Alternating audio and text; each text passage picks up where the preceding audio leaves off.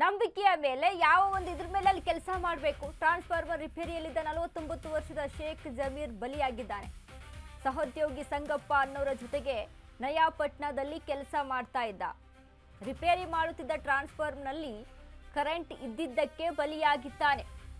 Power man Sheikh Zameer ಬಲಿಯಾಗಲು ಅಧಿಕಾರಿಯು ಇಲ್ಲಿ ಹೊಣೆ. ಒಬ್ಬನೇ ಅಧಿಕಾರಿಗೆ 2 ಏರಿಯಾದ ಹೊಣೆ ಕೊಟ್ಟ ಎಫೆಕ್ಟ್ ನೋಡಿ ಇದು. ಜಮೀರ್ ಸಾವಿಗೆ ಹೊಣೆ ಯಾರು?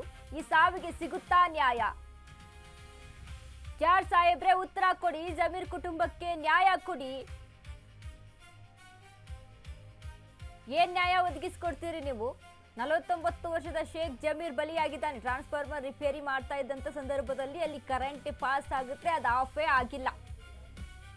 ರಿಪೇರಿ ಮಾಡುತ್ತಿದ್ದ ಟ್ರಾನ್ಸ್ಫಾರ್ಮರ್ನಲ್ಲಿ ಕರೆಂಟ್ ಇದ್ದಿದ್ದಕ್ಕೆ ಬಲಿಯಾಗಿದ್ದಾನೆ ಅನ್ನೋದು ಇಲ್ಲಿ ಸ್ಪಷ್ಟವಾಗಿದೆ.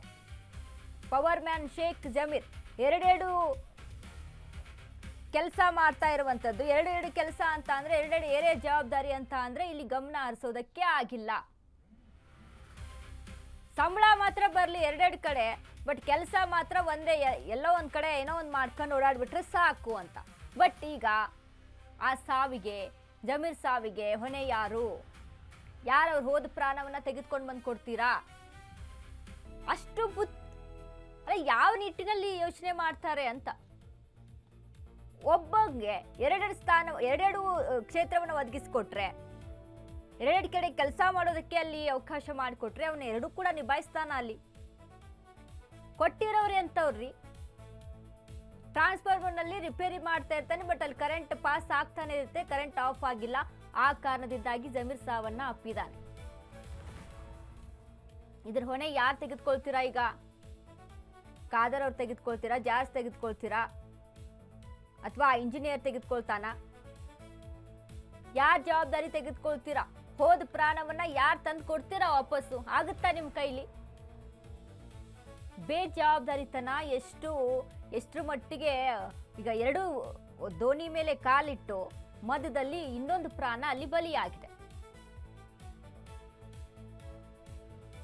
ಅದೆಲ್ಲವೂ ಕೂಡ ಸಾಮಾನ್ಯ ಜ್ಞಾನ ಅಲ್ವೇನ್ರಿ? ಒಂದು ಕಾಮನ್ ಸೆನ್ಸು. ಒಂದು ಎಂತ ಹುದ್ದೆಯಲ್ಲಿದ್ದೀರಾ ನೀವು? ಇಂಥವ್ರು ನಮ್ಮ ರಾಜ್ಯದಲ್ಲಿ ಆಗುವಂತ ಸಮಸ್ಯೆಗಳನ್ನ ಯಾವ ರೀತಿಯಾಗಿ ಆಲಿಸ್ತೀರಪ್ಪ? ನಿಮ್ಮನ್ನೆಲ್ಲರನ್ನು ಕೂಡ ನಾವು ನಾಯಕರಂತ ಆಯ್ಕೆ ಮಾಡ್ಕೊಂಡು ಬಂದು ಅಲ್ಲಿ ಕೂರಿಸ್ತೀವಲ್ಲ, ಇನ್ ಯಾವ ತರ ನೀವು ಎಲ್ಲ ಸಮಸ್ಯೆಗಳಿಗೆ ಪರಿಹಾರವನ್ನ ಒದಗಿಸ್ಕೊಡ್ತೀರಾ ಕರ್ನಾಟಕದಲ್ಲಿ? ಜನ ಹೇಗ್ ನಂಬಬೇಕು ನಿಮ್ಮನ್ನ? ಇದೆಲ್ಲ ಚಿಕ್ಕ ವಿಷಯ.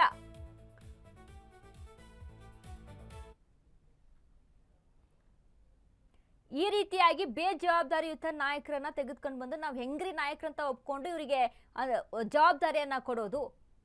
ಚಿಕ್ಕ ಚಿಕ್ಕ ವಿಷಯಗಳು ಕೂಡ ಅರ್ಥ ಆಗೋದಿಲ್ವಾ ಅಂತ. ಇದ್ರ ಬಗ್ಗೆ ಮತ್ತಷ್ಟು ಅಪ್ಡೇಟ್ಸ್ ಅನ್ನ ಕೊಡ್ತಾರೆ ನಮ್ಮ ಪ್ರತಿನಿಧಿ ಪವನ್.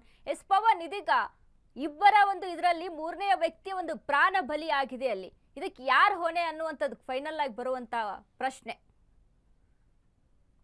ಈ ರಾಜ್ಯ ಸರ್ಕಾರ ಬಡವರ ಬಗ್ಗೆ ಎಷ್ಟು ತಾತ್ಸಾರ ಮಾಡ್ತಾ ಇದೆ ಅನ್ನೋದಕ್ಕೆ ಇದೊಂದು ನಿದರ್ಶನ. ಯಾಕೆಂದ್ರೆ ಒಬ್ಬ ಬಡ ಪವರ್ ಲೈನ್ ಮ್ಯಾನ್ ಒಬ್ಬ ಆತನಿಗೆ ಕೆಲ್ಸದ ಪ್ರೆಷರ್ ಇದೆ. ಇದೇ ವೇಳೆ ಇದು ಯಾವ್ದೋ ಪರಿಷ್ಕರಣೆ ಅಂತ ಬೇರೆ ಮಾಡ್ತಾ ಇದಾರೆ, ಯಾವ್ದು ಈ ಗೃಹ ಜ್ಯೋತಿ ಪರಿಷ್ಕರಣೆ ಅಂತ ಮಾಡ್ತಾ ಇದಾರೆ. ಒಬ್ಬ ಮನುಷ್ಯ, ಒಬ್ಬ ಲೈನ್ ಮ್ಯಾನ್ ಹೋಗಿ ಹಿಂಗೆ ಪ್ರಾಣ ಕೈಕೊಳ್ಳೋದಿದೆಯಲ್ಲ, ಇದ್ರ ಬಗ್ಗೆ ಏನಾದ್ರೂ ಕ್ರಮ ಕೈಗೊಂಡಿದ್ದಾರೆ ಅಂದ್ರೆ, ಕರೆಂಟ್ ಹೋಗಿದೆ ಅಂತ ಹೇಳೋಗ್ತಾನೆ, ಅಲ್ಲಿ ನೋಡಿದ್ರೆ ಟ್ರಾನ್ಸ್ಫಾರ್ಮರ್ ಸಮಸ್ಯೆ ಆಗಿರುತ್ತೆ, ಏಕೈಕೆ ಆತ ಎದ್ದು ಹತ್ತಿ ಟ್ರಾನ್ಸ್ಫಾರ್ಮರ್ ಹತ್ತಿ ಸರಿ ಮಾಡಕ್ ಹೋಗಿದ್ದಾನೆ, ಆಗ ಕರೆಂಟ್ ಕೊಟ್ಟಿದ್ದಾರೆ. ಅಂದ್ರೆ ಇದಕ್ಕೆ ಎಲ್ಲ ಕಾರಣ ಏನು ಅಂದ್ರೆ ಬೇಜವಾಬ್ದಾರಿತನ. ಅಂದ್ರೆ ಮೆಸ್ಕಾಂನ JE ನಿತೀಶ್ ಇದಾರಲ್ಲ, ಅವ್ರ ಬೇಜವಾಬ್ದಾರಿತನಕ್ಕೆ ಒಬ್ಬ ಲೈನ್ ಮ್ಯಾನ್ ಬಲಿಯಾಗಿದ್ದಾನೆ.